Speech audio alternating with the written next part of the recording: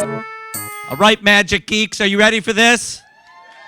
Welcome to DOC NYC. My name's Tom Powers. I'm the artistic director of the festival. Every year at DOC NYC, we try to pick a documentary for the whole family. Let's face it, when it comes to documentary films, they don't always lend themselves to that.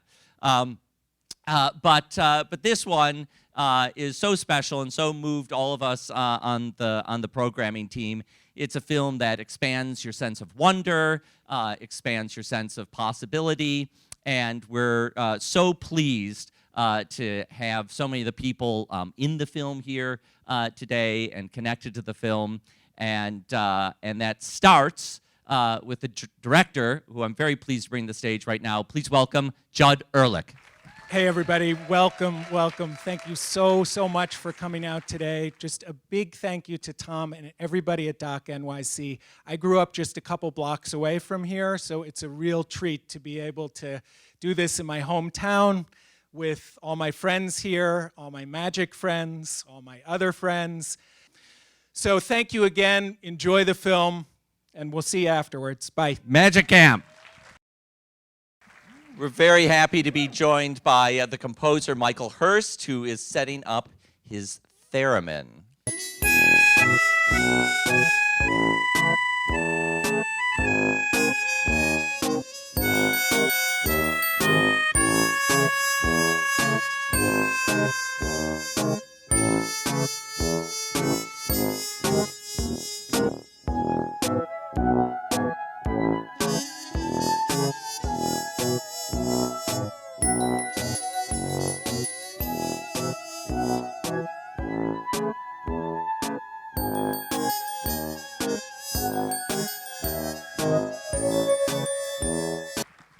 Thank you, and thank you, Judd, for letting me play and making such an awesome film. I can't think of a film more suited for me to score.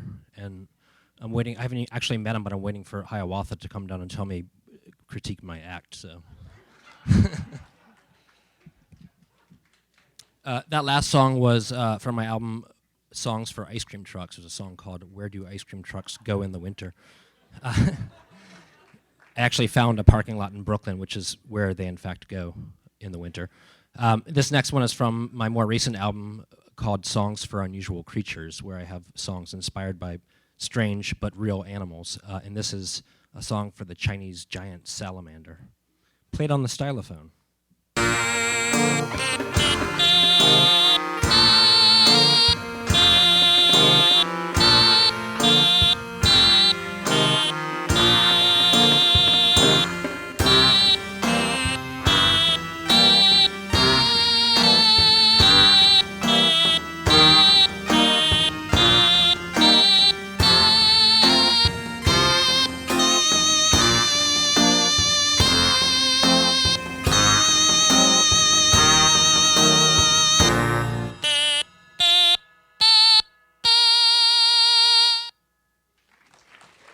Please welcome the stage, the cast of Magic Camp.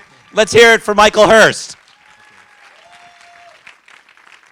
You know, film is a collaboration, and we could not have done it without the dedication of a team of people, so thank you so much. As far as finding these stories, I mean, the great thing about Magic Camp is that the magician's code is suspended for that week. You can ask anybody how to do a trick. And I think there are no secrets when it comes to who you are as a person as well. It's a very safe space for these kids.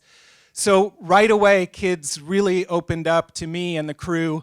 And we found our characters, thankfully, very quickly. There were some hard choices we had to make in the editing room, some great scenes that we had to eliminate. That's always the process of filmmaking. But it's such a special place that we were able to find these kids, so and counselors. How did I first come to the story? I went to the camp as a camper. So I grew up a couple blocks from here, as I said. The old Tannen's Magic Shop, before they moved to 34th Street, was located just a few blocks away from my house. So I was a regular there. I learned about the camp, went to the camp. And that's one of the reasons that I think Tannen's opened their doors to me, because they trusted that I knew the camp and they trusted me with these kids, and that was a huge honor, huge responsibility, and I just hope that we did the camp justice. Question is, when was this filmed? Many years ago. Too long ago. Everybody has been waiting to see it. We've gotten lots of calls and emails over the years, people very anxious to see it, just as we were. But it's filmmaking can be a process, especially in the edit room when you go and you shoot over 200 hours of material in 1 week with 2 crews going around the clock, and you've got to whittle that down to 85 minutes. It takes some time. So we're here now, and that's what counts. Question is about the TV footage. This young man must do licensing. Yeah, well, Hugo, I know you're a filmmaker too, so that's actually a great question for filmmakers. We found that footage through the camp because they had saved news reports about the camp, so we were lucky. My last film, I had to do a lot of archival research, and people weren't that good about saving stuff, so it was great to have a lot of stuff just handed to us that we could use. But that's a great question, Hugo. So I'm not particularly shy in life. Hated the cameras, hated them. I was like, I'm changing, get out. So it takes time to get used to it, and I remember doing things like 8 times in a row, like putting my Wonder Woman on 8 times in a row and being like, why? And now I'm like, oh. So maybe at the time I was like, oh gosh, this is all up in my everything. But now I get it, and I'm like, oh, that's great. So congratulations, good job. My experience was a little bit different. I forgot they were there. I've seen the film before, my family's seen the film before, and we were like, cameras were in the room when that happened? I don't remember that being filmed.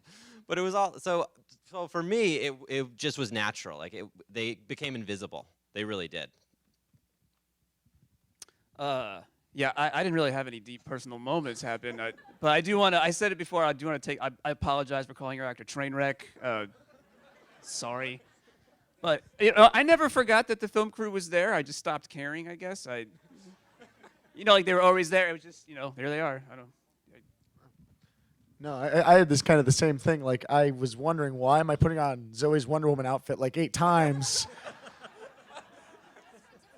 And sorry, that was a different documentary. I had to go over anyways. No, I mean, they didn't really capture any deep moments for me, except for the fact that my car it was a fetid piece of just machinery, and now it's gone. I don't have it anymore. I've upgraded to a minivan, and I'm happy about it. Don't judge me. All right, here you go. I really didn't have any embarrassing moments on film. I'm perfect. But no, what's really embarrassing is that my entire family is right there, and they just watched that. So the cameras themselves, not that embarrassing for me, but the scariest moment of my life. Brian? Well, it was filmed a couple years ago, and I've slept since then. So I don't think I remember very much about the cameras being there. I do remember that it was a little awkward at first, and then I got used to it. In terms of the personal moments, I had quite a few, but I'm not shy, and so it didn't bother me. I was happy to tell my story, so. Well, that was the amazing thing. I mean, the camp is only 1 week long. We didn't change that. So we had to really be filming around the clock. We had 2 incredible crews going. Rio Murakami was one of the shooters who's here today. Unfortunately, Layla couldn't be here today. But we were shooting around the clock for that week, and then we went back and shot with all of our main campers about a year later. And as for your second one was getting people together. Well, the good thing was that they were all there at camp, and they were all really willing and open to being filmed and having us there, which is not an easy thing. It's hard to have cameras in your face. So just thank them again for that. I know a lot of people on stage here traveled from a far distance. We're so happy to have them. Thank you very much for coming, and thanks especially to director Judd Ehrlich. Thanks so much, Tom. This is great. Yeah. Thank you.